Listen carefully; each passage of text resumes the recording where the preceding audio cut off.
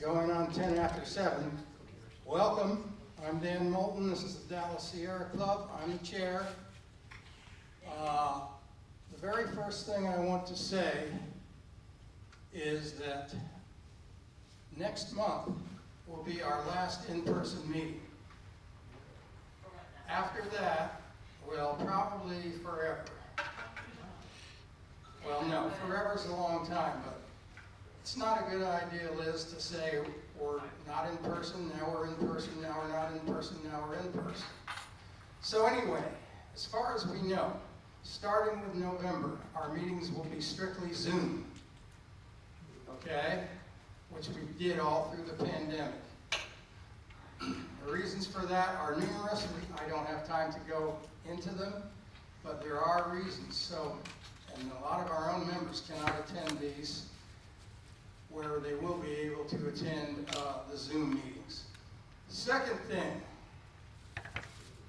North Texas Giving Day is already underway. Early giving is going on right now. The last day to give is 9/22. Okay, so I would urge you to give a little money to the Dallas Sierra Club. We're one of the nonprofit groups that is registered with North Texas Giving Day. And you can do it now. You don't have to wait till the 22nd. Anytime up through the 22nd. Okay, John, if we go now to, okay, that's good. We've had our pre-meeting social gathering. We've had the introduction. We're going to quickly run through some committee reports. Renee, can you want to say anything about the Conservation Eco Action Committee? Right now, Victoria, we don't have anything to report. We're working on the same old thing. Okay. Well, you guys that are interested in volunteering, who said you were, that is the committee where we really do a lot of work. Well, that's what I wanted to add. Victoria does need a lot of work, and whatever talent you have, or You want to stand up so I can read it back? oh, okay, whatever talent you have or want to develop for conservation, Victoria would appreciate that. I'm on her committee, but she lives kind of far out, so she's not here tonight.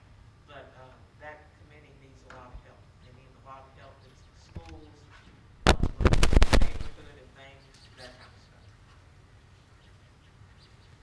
And if I could add about that, we do have a online Zoom meeting for the Eco Action Committee the third Sunday of every, no, it's the fourth Sunday of every month in the afternoon. So go online, find Victoria Howard's number, get in touch with her in order to get an invite, because it is a closed meeting.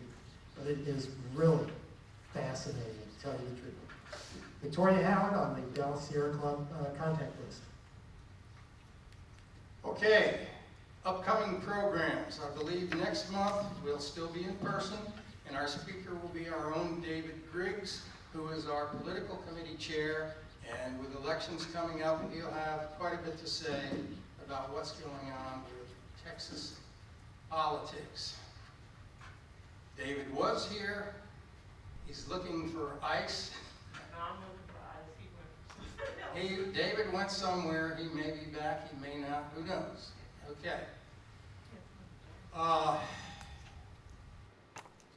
David is not here, so he won't be giving you any information right now. Let's do outdoors, Liz. Our outdoors committee is a big committee that does all kinds of activities. Here. Thank you. Welcome, everyone. First, I'd like to just say welcome. And are there any new people that this is their first meeting? Look at that. Oh, that's outstanding. Our membership chair is at the Grand Canyon right now, so I just have a clipboard. We'd love to get your name and your email, and then we can fill in the blanks and just get you plugged in or get you on a list or whatever you'd like, as much or as little as you'd like, to find out about outings or get on the newsletters, that kind of thing. So please don't leave without us getting your contact information if that's okay with you. We'd love to have that. So for outings, one of our most fun things, the whole idea is get outdoors, enjoy it. It's actually not 105 anymore. So we have a couple fun things coming up. And just an FYI to you, if it looks like there's not much on the calendar, over the pandemic, all of our leaders are required to have first aid, but it wasn't available for us to recertify. So that's why there's a bit of a lull in getting things back on the calendar, because we're all having to find a resource to get that done. And we've recently found one that that's an online. We're getting people signed up, but just know that it's not for lack of interest by any means. We'd love to get you back out there. So in doing that, we have a day hike coming up in November, I believe, that Kirk Miller's going to lead for National Trails Day. I believe it's around November 17th, but we'll get that on the calendar. The other just amazingly fun fall thing is our fall camp out. And since they've demolished the group campsite at Beavers Bend State Park and are turning it into more of a designated tent and RV kind of site, I had reserved, and we have I think the best group campsite in Texas, which is at Colorado Bend State Park. It's the upper part of the hill country. The entire huge grassy area is just beautiful, big shade tree in the middle with picnic tables and bordered by the Colorado River. So it's a great hike, it's a great place. You can come and hang out.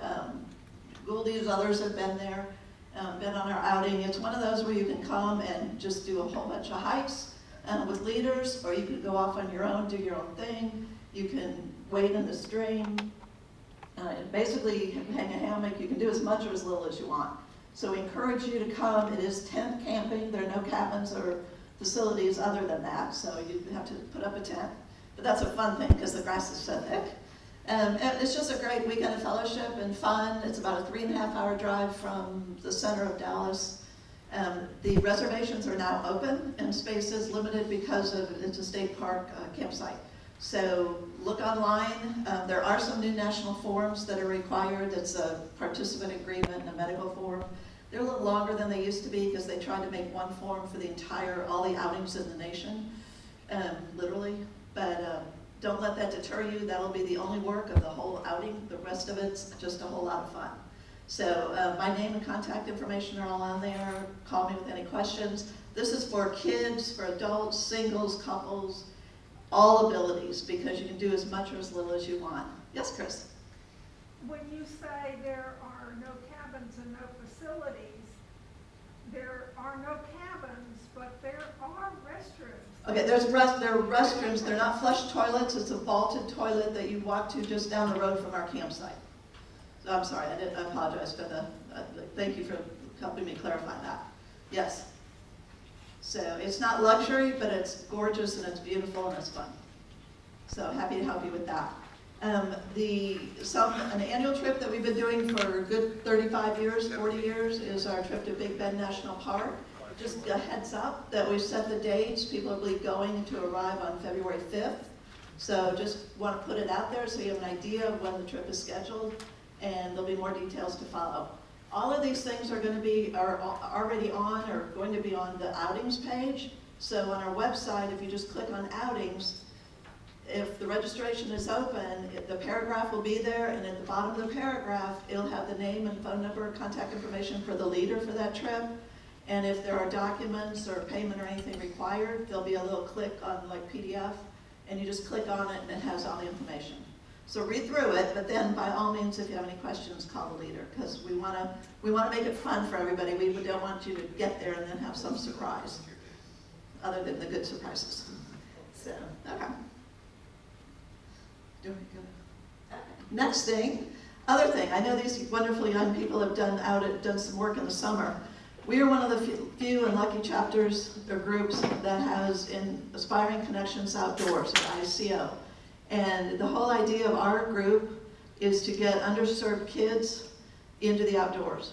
So we try to find the kids that without us would not have the opportunity. We're the adult volunteers. We usually take them out on a Saturday, get them out into Cedar Hill State Park or Cedar Ridge Preserve or out to Trinity River Audubon or Curtis Creek State Park, just somewhere around where we can get them off the cement and out into the dirt and let them just be kids and also enjoy nature.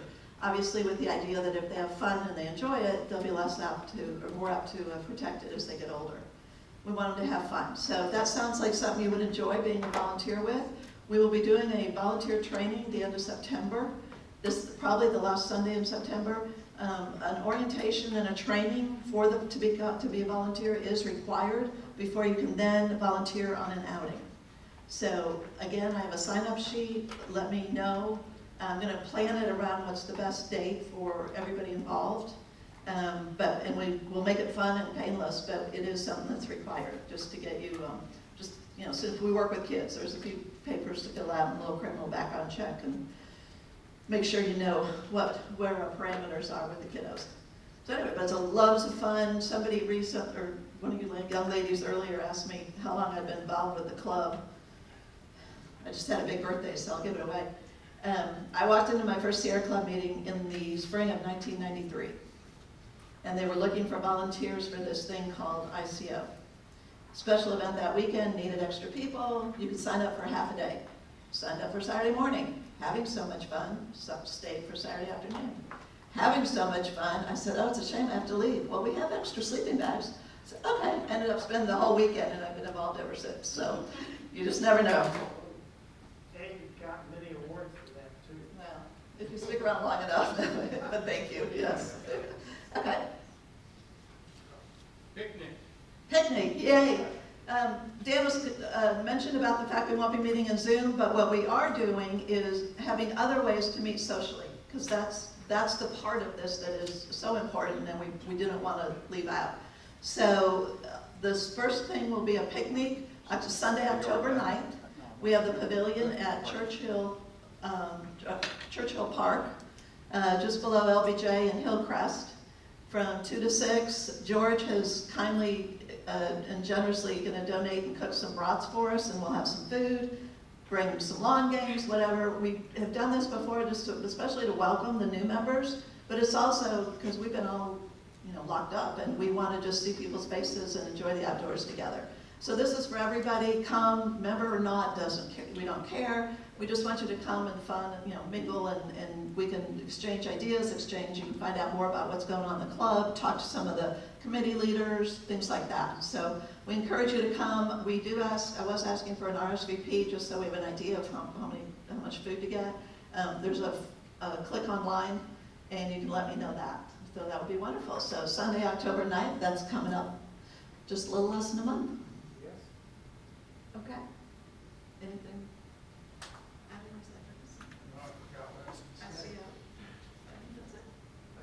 Okay, you see the forms that David is passing out, many of you have filled out. If you would like to get our free e-newsletter, just fill that out and give us your email. We're not going to call you, so don't be afraid that if you fill out a form, you're going to be bugged. If you just want to get the free email newsletter, that's good. You can indicate if you're interested in volunteer work on that form, so please fill those out. Okay, well, this is up, so we'll mention it. After the meeting, a lot of people will go out to eat at Fuzzy's Taco Shop, which is on Midway Road, just below Spring Valley, on Midway, just south of Spring Valley. Okay? Now, we get to our program for this evening. Okay, David? I'm waiting. Well, good evening, everyone. I wanted to read that. My name is David Griggs. I'm the political chair, and obviously this is political season. So we're doing a lot of things with regard to the endorsed candidates that we have made, and we want to encourage you to participate if you'd like to be a part of some of our political work. We'll be doing some door-to-door campaigning, some phoning, and some just in general political work here in the next 6 or 8 weeks or so before the election. We've made a lot of endorsements. Those endorsements can all be found on www.turntexasgreen.org, turntexasgreen.org. And on that website, you can also donate if you'd like to make a PAC donation, which we would love to have. Some of you in here have been very generous, and we appreciate that. It's gone a long way to get us to where we are. Also, I wanted to tell you on this volunteer card, if you are interested in politics or legislative issues, political campaigns, you can circle the little thing, And then if you do, then we would like to call you, actually, because we want to get you involved, or legislative work, and whatever else you want to do. And the last thing I want to mention is our little brochure. Some of you have them. This is how you can actually join the Sierra Club and be involved in us. And we have a very special introductory $15 annual membership, which you can do. You can fill out a card tonight if you'd like, or a credit. Actually, there is a website I can get you to that will allow you to join online, or you can write a check. But here is the information about our club, and I'll put a few of these out on the table. And so welcome. I see a lot of new faces, so this is great. Thank you. There's a bunch of them over there already, David. See the little holder over there? Yeah, I do, and I got some right here. Okay. Are we now ready for our program for tonight? Yes. All right. Trinity River Crew. I'm going to call up the main crew boss and have her explain who they are, what they do, a little about the organization, and then make the presentation. So Hello everybody. First of all, thank you so much for having us here. Renee, thank you so much for inviting us for a second year. We are so glad to be back. My name is Jimena Vivanco. I represent Trinity Park Conservancy, and I'm currently their Conservation Program Manager. I have been part of the Trinity River Crew development and execution for the last 2 years, in the 2 years that it has been a thing. And before we go on about who we are and who we are partnering with and what the program is about, I will let the youth come up here and introduce themselves, and they will take it away and tell us about what their summer was like. So, if I can have you guys join me here.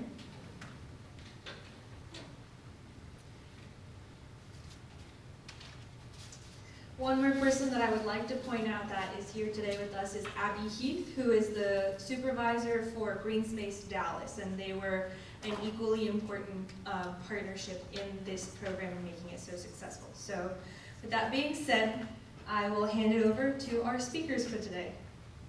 Good evening, my name is Ida Mendoza. I am a junior at the School for the Talented and Gifted at Townview. Hi, my name is Valerie Reyes, and I'm a senior at Irma Lerner Rangel Young Women's Leadership School. Hi, I'm Ashley Vasquez, and I'm a senior, and I'm also a student at Irma Lerner Rangel Young Women's Leadership School. Hello, my name is Isabella Mendoza. I am a senior at the School of Science and Engineering at Townview Magnet Center. And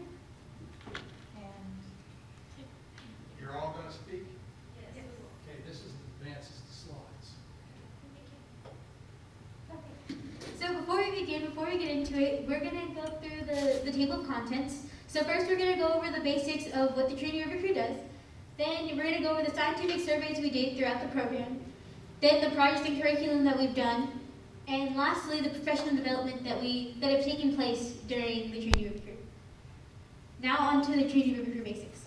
So the Trinity River Crew is actually is a collaboration between two parent organizations, Trinity Park Conservancy, which Jimena is a part of, and Green Space Dallas that Abby Heath is a part of. So I displayed both of the mission statements of Green Space and Trinity Park Conservancy. Green Space is dedicated to conserving the green spaces throughout Dallas, and some of the notable works have been Frazier Dam and Hines Park. Trinity Park Conservancy is dedicated to, well, I have their mission statement up there too, but at the moment their current project is Harold Simmons Park. So now I can get into what is the Trinity River Crew. So the Trinity River Crew is a crew of 13 children. 13, not children, we're all aged from 13 to 17. But we're a part of the Trinity River Crew. The goal is to educate, give work experience, and inform the youth about the environment and what it does. So the primary goals of the Trinity River Crew is to empower youth and cultivate their leadership skills, and provide educational and professional development. Within the primary goals, there are the short-term goals and the long-term goals. Short-term goals include allowing youth to support local conservation efforts, assist in outreach events within Dallas, and share the experiences that they've done within the program. So long-term long-term effects that we would hope to include is that the Trinity River crew would continue in their work within the environment and would be in positions to take power or to contribute in decision-making about the environment, the community, and things of that nature. So the program breakdown. So within this year, there was 92 applicants, and there was 13 chosen. Of the 13 chosen, there was 8 girls, 8 boys, and 1 person who identified as non-binary. And there was also 2 internship positions within it. They were made up of past Trinity River crew members. There was one male, 1 female. The program lasted for 7 weeks from June 14th to July 29th. We worked for a total of 30 hours a week, making $11.15 per week. Transportation was also provided, and lunches were also provided. So there's a note of our notable collaborators. So the ones that have highlighted were the ones that we had notable experience with. One of them being the Bank of Texas, which shows our professional development made within the Trinity River crew. I also have the University of North Texas, which I think was really fun because we shadowed painted bunting research there, so I wanted to include that one. And we also have the Sunrise Movement within Dallas itself, which is very important within educating the youth about conservation efforts, because it's totally youth-led, with most members aging within their early 20s. I also put up some pictures so everyone can look at. Right there with the turtle, we were with Texas turtles, which I thought was really fun. But now, let's go on to the scientific surveys.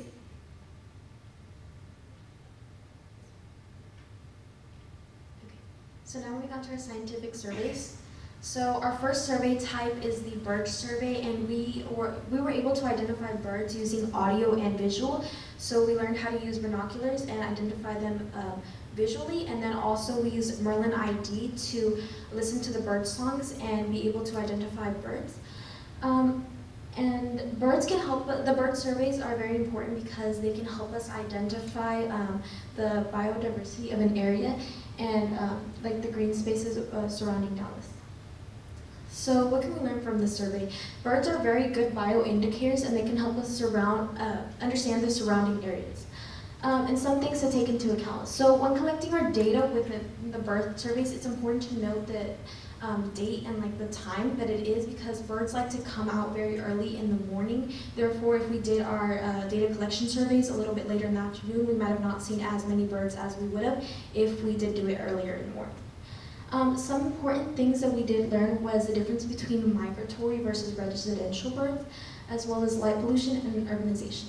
So going into light pollution a little bit more, light pollution, especially in Dallas, living in a really big city that has a lot of tall buildings with a lot of light, it affects the birds, especially when they're migrating, because the birds see the light and they're very attracted to it, and so it causes the birds to be able to run into them and unfortunately causing them to die. Our next survey type is the plant survey, in which we use Dobson Plant Survey and as well as iNaturalist. It's an application that allows us to identify different types of plants. And with the Dobson Survey, we use quadrats at very different several points in reconstructed prairies along the Dallas area. So what can we learn from a plant survey? We use quadrats to determine the biodiversity in a given area using the Dobson Survey.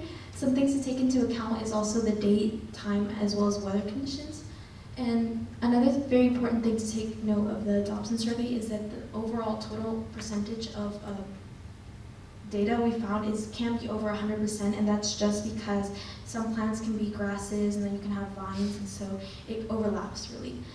Some important things that we learned is that there's less than 1% left of the blackline prairie in Texas, as well as the difference between native and introduced species and aggressive versus non-aggressive.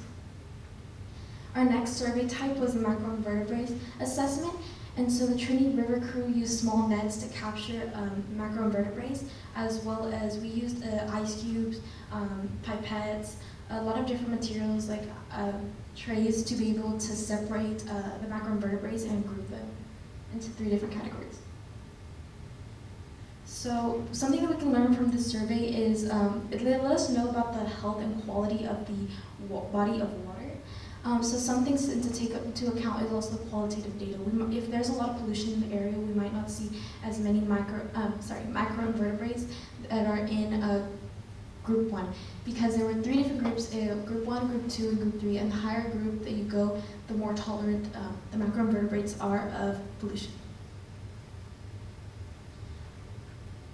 Our last survey type was a water quality assessment, and so throughout the program, the Trinity River Crew got certified to be Texas Stream Team and citizen scientists, and we were able to use kits to measure conductivity, pH, as well as dissolved oxygen, and we used a variety of different chemicals, and as well as using safety precautions.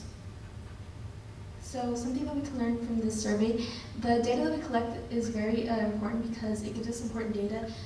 Because the macroinvertebrates give us like the answers, and then the water survey kind of gives us the data behind the answers. So why maybe the pH levels or the dissolved oxygen is affecting what we see with the macroinvertebrates. So some other things to take into account is the qualitative measurements, such as pollution, sunlight, and algae that can very much affect these the data that we have.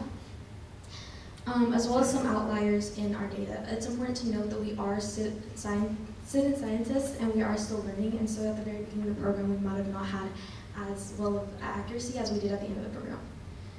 Some important things we learned is the pH levels, about pH levels and how they have to be balanced for us to maintain a healthy life, and that 5.5 million people are dependent on the Trinity River. And then here are the survey sites at the different locations and which of the surveys we did.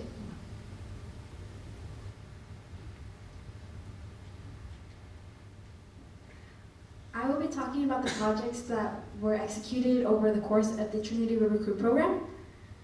And so here we have some of the locations and some of the projects that we did over the course of the program, and we have plant propagations, invasive species removal, and trash pickups.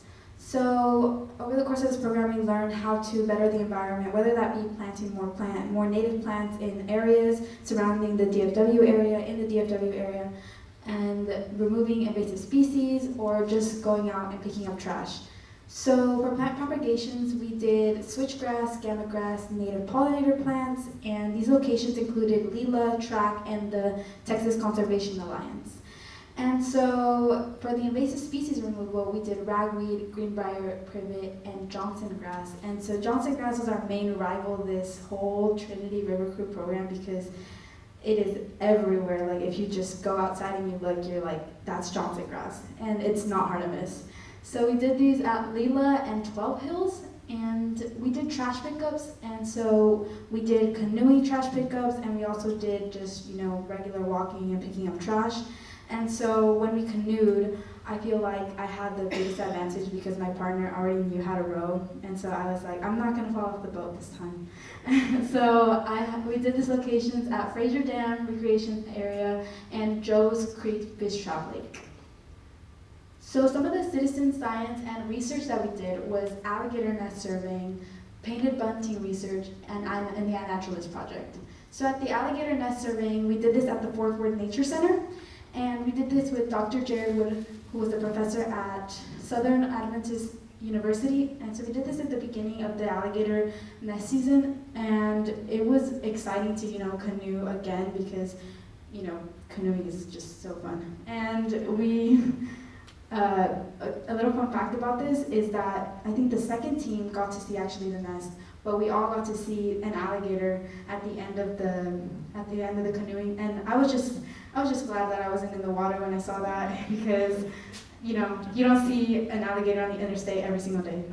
So for the painted bunting research, we did this with the UNT research team, and we did this at Lila. And so they've been, investigating this since 2017. So over the course of this, they've been trying to figure out new things about these birds. One certain thing is how the males and the females kind of, how the males look like the females at the beginning of their stage of their life, and how they turn into this like beautiful bright bird that you might know of, and how the females, they just, not to say that they're dull, but they have the green dull color, so that's one of their main concerns right now. So then we have the iNaturalist project that, as Valerie mentioned before, it aided us in learning about plants and about more animals that we learned over the course of the Trinity River Crew. And we had 1,800 observations of 539 different species. And one person that I really want to recognize is Eden, because they were amazing and just finding and taking pictures of everything they could find. I mean, you saw them, clicking or they were just so interested in what iNaturalist could offer. And it was verified by 227 different identifiers. iNaturalist is also an app and a website, so if you want to download it, just for fun, or if you want to go out and just look at whatever, find some more Johnson grass, you can also go out there and do that. So.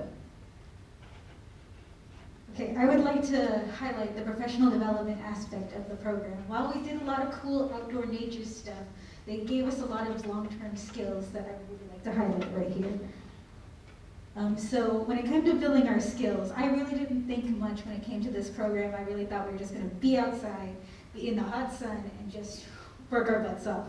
But no, near the end of the week, we had went to the TCA's, I believe their main office, and they had people from the Bank of Texas present to us on how to responsibly handle our money. There's us over there just with them, and that was not something I was expecting, because we're getting our first paychecks ever. A lot of people our age don't really have an opportunity like this.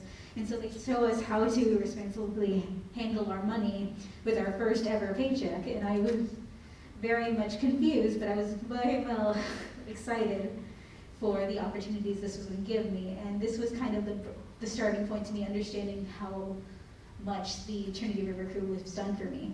So let me move on.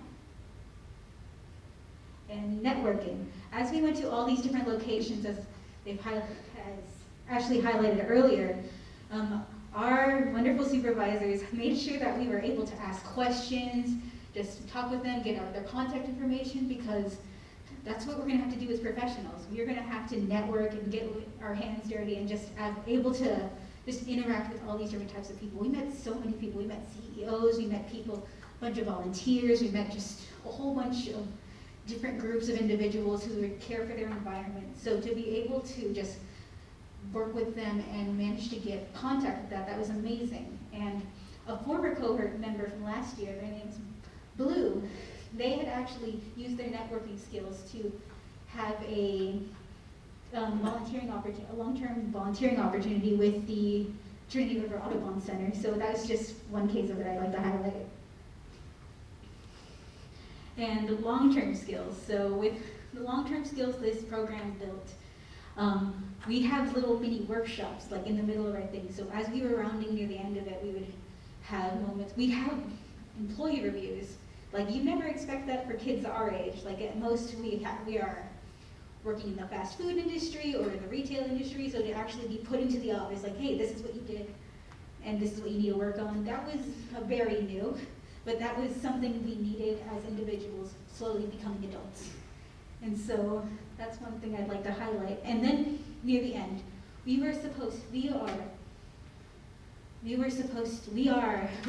my apologies, a presentation. And so they had us present in front of them and just build up our speaking skills and our performances. And they gave us constructive criticism that we probably would never receive at most other than our classes. So and then near the end of the program, our last week, we worked on our own resumes. So we have something to take out of this program, I guess physically, so to finally get us off and have a starting point for the rest of our careers in the environmental field. And our presentations, with all the data we collected that was brought up, we all gathered all of that, and this was the final showdown of the Trinity River Crew. We were all meeting up with all the heads of the board, just a bunch of people we partnered with, and we were going to present on what we found with all our data, all of our sites, all of that. And it was really just a collection of all of our skills we've gathered. And I really say that this was a big moment for us, and kind of our graduating points as individuals within the environmental field and becoming professionals. So I'd like to close this off. Thank you for having us.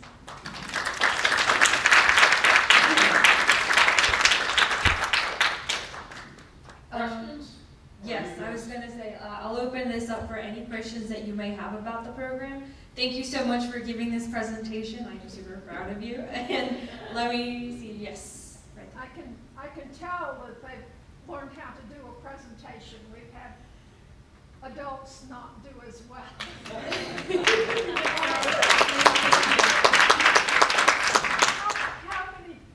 How many students are in a cohort? Okay, so we typically have 13 youth with us, and that is how we will continue to be doing it. The one restriction we have on our cohort sizes is our bus transportation. So as it was mentioned before, we are going to several different sites, and we are not expecting them to have their own transportation take them. And we have one bus that seats 14 people, including the driver, and there needs to be 2 adults in the bus at all times. So that leaves 13 spaces for the youth. Something that they did mention in the very beginning is that for this second year, we invited youth from the first cohort to come back as interns or leaders. They were paid more, they had more responsibilities, and they worked extra hours with us.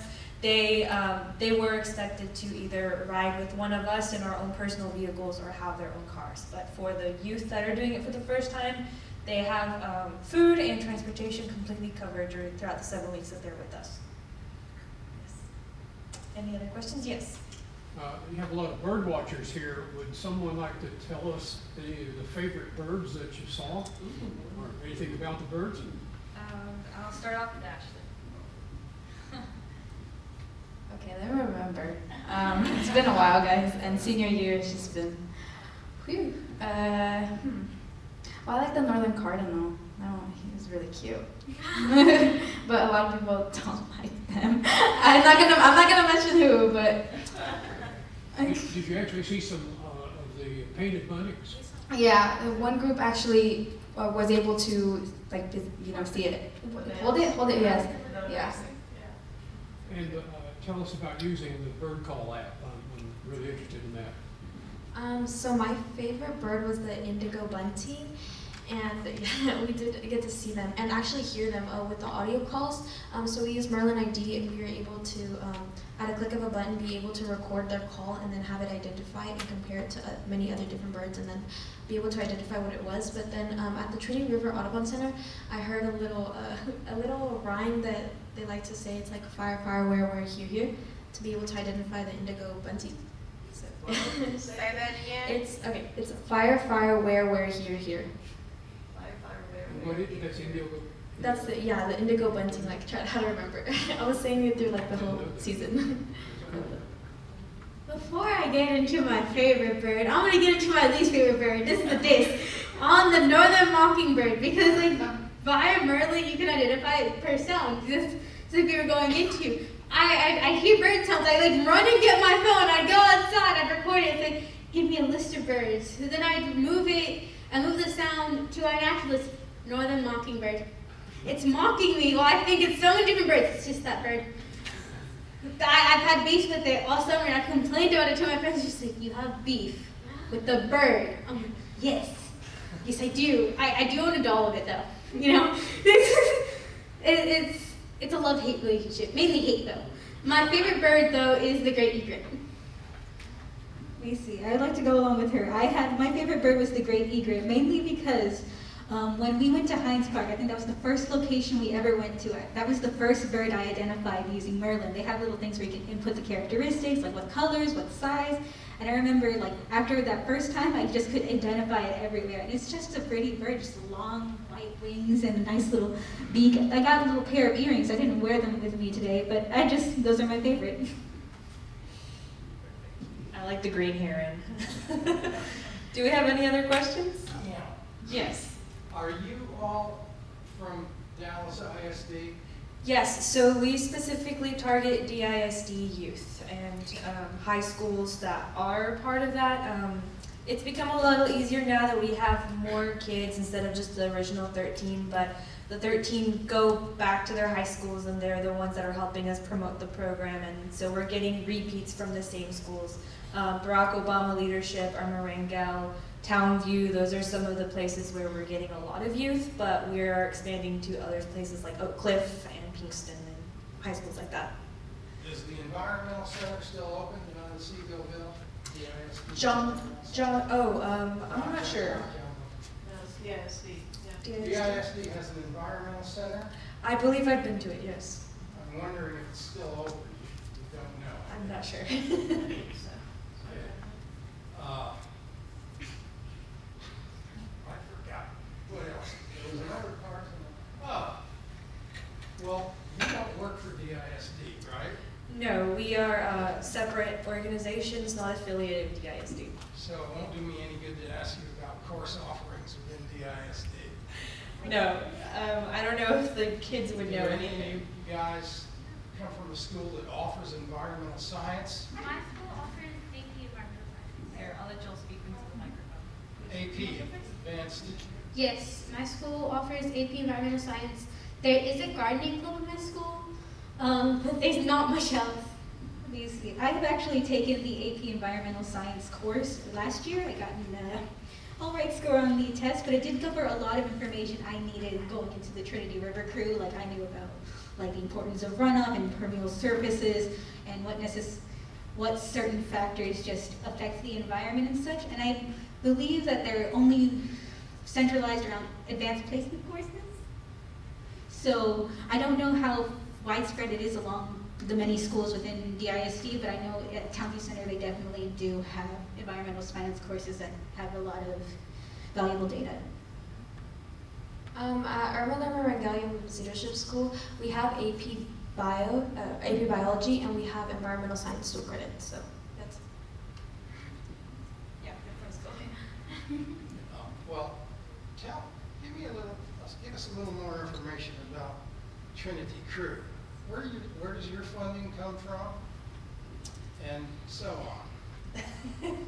Okay, so our funding is, it's a lot easier to make happen just because it is two separate nonprofits pooling together for one main project to occur, but it happens with the same general grants that we seek that are pertaining to nature education, workforce development, and just youth outreach for underserved communities. What are the two nonprofits? It is Green Space Dallas, represented here by Abby Heath, and Trinity Park Conservancy. I do have a card if anybody needs one after this. Yes. Okay, any other questions? I'll have you. Oh, that's right, and I don't mean to put any of you on the spot. If you can be totally honest, but I'm just curious, as you've gone out and done all the more scientific and educational part of being outdoors, if you're interested in just hiking or camping, or if that was something you kind of did before and that's what made you interested in the program, or if maybe because of the program you might have interest in doing it in the future. It seems like we're out of I love that you say, the canoeing, because that's just fun, so, yeah. Yeah, so through the program we did do like canoeing and like a lot of activities, but before, when Green Space Dallas was previously Groundwork Dallas, I was a part of the Tyler State camping trip, and so that kind of like connected me to the organization and then made me more interested in the internship that we had over the summer. Ever since joining, I have been more interested in the outdoors. I mean, my main thing now, books, right? Books for always. But since then, I've actually met with the person who leads Chicanas in Nature. Her name is Susana Cruz. So that's been really interesting meeting her and talking to her. But yeah, I have definitely been more interested in like interacting with the environment more. Let me see. I absolutely have gotten more involved with the environment. At the beginning of this program, I wasn't sure what I wanted to do for post-secondary education, but with the just amount of enrichment and the amount of excited professionals who are absolutely passionate about what they did, I decided to continue in environmental science and go like enjoy more outdoor activities and opportunities. Ashley, did you want to say anything? Sorry, it's because, Valerie kind of passed it that way. But yeah, as you mentioned before, the canoeing was really fun. As we've continued on with our lives and everything, I feel like, for me personally, it's been more environmental based around, just going out and like camping. I also participated in the Tyler State Park camping, and I think I was going to go to the Big Bend one, but I was just very interested in like camping, and I didn't know what I was going to do when I came into like this program, and now I'm really interested in environmental design, and I give that thanks to Jimena, because her Trinity Park Conservancy has talked about stuff about designing and like how that impacts the environment. So yeah, it's definitely made me find my passion. Hope to see you on trail someday. Any final questions, Renee? I saw your hand. How do you become a citizen science researcher? You just have to have the curiosity and the interest to begin with. You don't need to be an expert or know anything right from the get-go. It's the want to learn that makes you one. No, I mean I'm so sorry, for just being a citizen scientist. Stream team for the water quality, is that? Yeah. Okay, yes. For that one, it is a certification-based kind of activity. There are some spaces that I know of, like for example, Fort Worth Nature Center, they have stream team kits already ready for anybody that is certified in stream team training. All you have to do is volunteer, and there are several organizations that have a stream team kit available for you to use. All you have to do is sign up for some sort of workshop, and those are provided by the City of Dallas. Christopher Morris is one of the people that help train us, but there are people all over Dallas County, Denton County that are certified educators and that can get you certified for that, yes. And typically, for the stream team certification, once you have a location and once you have a kit, it is just a monthly responsibility where you go out to the same location at the same time, conduct the experiment, get your results, and submit that data into the Meadow Center. Yes. There's some members that do that now that I'm good with. Yes. And you can do that when you're 14, you can do that when you're 90. Anybody is able to do that, yes. Any more questions? No? Well, thank you so much for having us. We appreciate your time.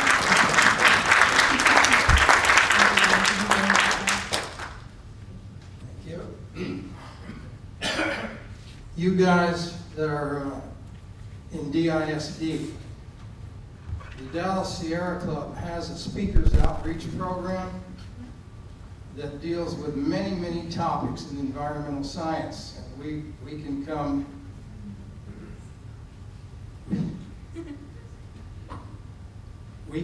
to, it's me, really.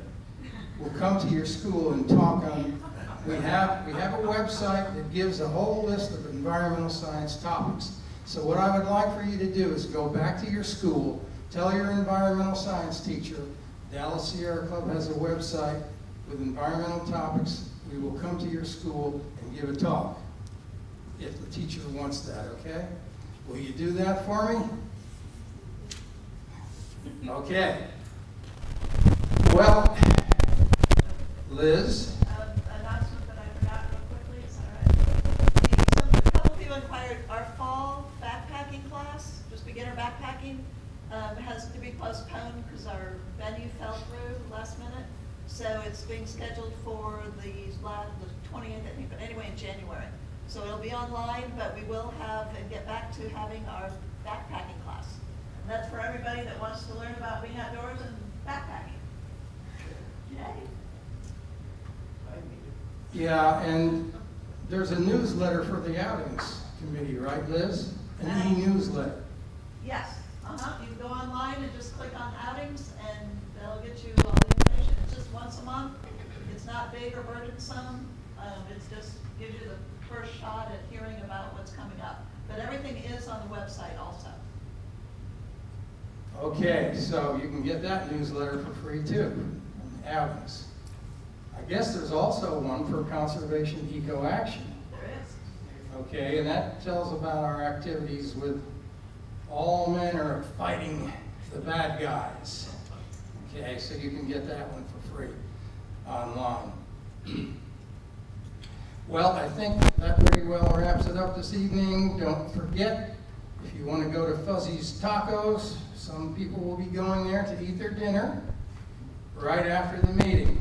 So, as far as I'm concerned, this meeting is adjourned.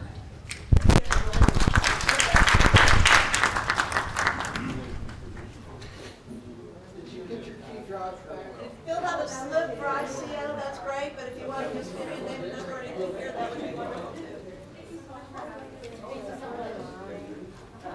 No, you did.